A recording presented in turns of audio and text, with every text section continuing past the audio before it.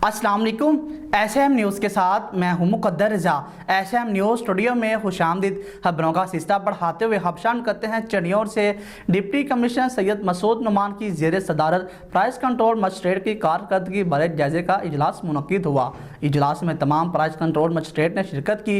इसी हवाले से मज़ीद तफसीलात बता रहे हैं एसएम न्यूज़ के नुमाइंदे वसीम दौरानी। जी वसीम, आगाह कीजिएगा इस हवाले से। जी बिल्कुल। डिप्टी कमिश्नर चनियोर सैयद मसूद नुमान की ज़ेर सदारत प्राइस कंट्रोल मजिस्ट्रेट की कारकर्दगी के बारे में इजलास हुआ। इजलास में तमाम प्राइस कंट्रोल मजिस्ट्रेट ने शिरकत की। अशियाए खुर्दोनोश की कीमतों के तयन और प्राइस कंट्रोल मजिस्ट्रेट की कारकर्दगी का जायज़ा लिया गया। इस मौका पर डिप्टी कमिश्नर चनियोर सैयद मसूद नुमान ने कहा, अशियाए ज़रूरिया के सरकारी तौर पर मुकर्रर करदा नरखों पर सख्ती से अमल दरामद कराया जाएगा। प्राइस चेकिंग में सुस्ती नाकाबिले बर्दाश्त है।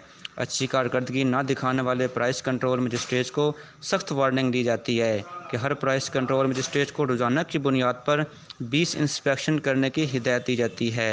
जी बहुत शुक्रिया वसीम, तफसीलात से आगाह करने के लिए। अब तक के लिए इतना ही। मज़ीद खबरों के लिए देखते रहिए एसएम न्यूज़।